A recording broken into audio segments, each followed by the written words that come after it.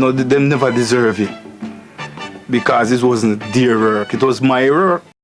Hello everybody, welcome back again to the Reggae Appreciation Society. It goes without saying that life isn't always fair, and the music business in particular is hardly ever fair. A cutthroat environment where the best artists sometimes don't get their due. There are endless examples of this phenomenon, but the curious case of Trinity, no, not this cowboy character, but rather this guy who christened himself that same stage name after watching the 1970 movie, is one of the most striking I've ever seen. Remakes or cover versions of songs doing much better than the original is a phenomenon that's as old as the music business itself. For example, UB40's monster hit Red Red Wine totally eclipsed Neil Diamond's 1967 original, and Sugar Minor's Good Thing Going left Michael Jackson's 1972 original in the dust.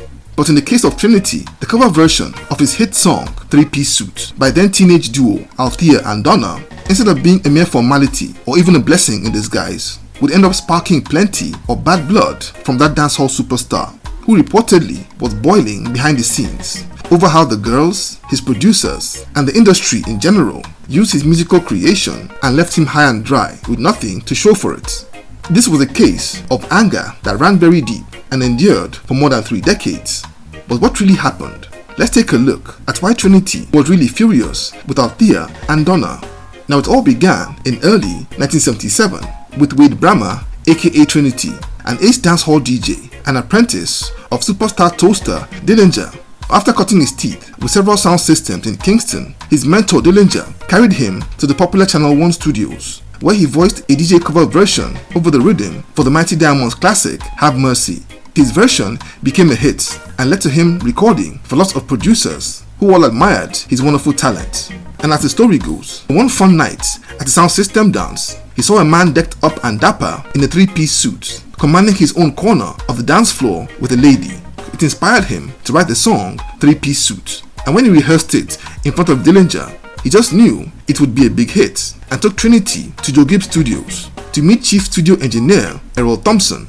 That very day, Trinity voiced the track over a rhythm that had originally been done to power Alton Ellis's hit track I'm Still in Love with You Girl, which came out 10 years earlier in 1967. And upon release, that song became a major hit that spent several weeks at number 1 in Jamaica's charts that year, and wasn't only a smash in radio airplay terms and dance floors for months, but was one of the early hits that helped dancehall really become a force in the 1970s. In what was the summer of 1977, that song was everywhere and had everyone buzzing, including 2 music-loving teenagers in Althea Forrests and Donna Reed, who had just graduated from high school. The girls were crazy about the song and loved to ad-lib their own versions. One nice fateful day, they were freestyling it on a street corner when none other than Jacob Miller stumbled on them, and from there took them straight to Joe Gibbs Studios, the same place where the original had been done, to record what was a female response to 3-Piece Suit that they named Uptown Top Ranking. And when it hit record store shelves a few weeks later, it became a runaway hit that not only dominated the charts in Jamaica for the rest of the year, but also outsold Trinity's original, but by beautiful accident got airplay in the UK from none other than legendary radio DJ John Peel, and soon became a number 1 hit in Britain that stayed in that country's charts for almost 3 months, and also a hit across Europe.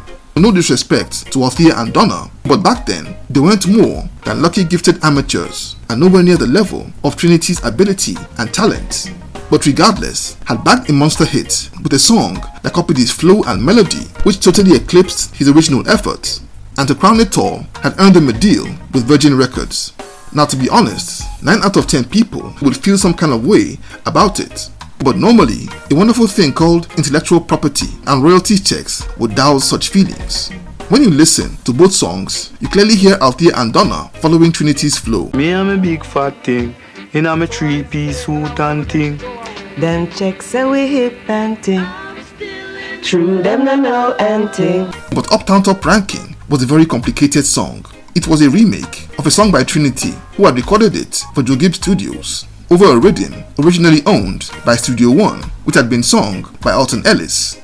The claims for copyright hit Virgin Records thick and fast, and all led to a legal gridlock that forced the record label to withhold payments to all parties for a long while. I'm not certain, but I think Studio One eventually won that battle, and Coxsone Dot smiled to the bank with his check, leaving Trinity high and dry with no royalties for the very song which he inspired. Like anyone with warm blood in their veins, he wasn't happy about the whole thing and did harbor some hostility towards the girls for a while. In fact, in an interview in the early 2000s that was part of a documentary done by the BBC to mark 25 years since the release of Uptown Top Ranking, Trinity didn't hide his feelings over what he felt was an undeserved hit. Them never deserve it, because it wasn't their work, it was my work. The whole affair was a huge example of how the music business is definitely not fair. But notwithstanding, Three-Piece Suit was a cultural heavyweight like none other, and a definitive cut that may not have done as well commercially, but was truly an all-time watershed event for dancehall. It didn't chart in the UK like Uptown Top Ranking, but had been an underground staple at blues parties and sound system dances all over Britain months before the girls' version even got any airplay in Jamaica. And Trinity definitely remained an immensely influential figure in dancehall and reggae circles, and is credited with being the person responsible for promoting and bringing Barrington Levy into the music business.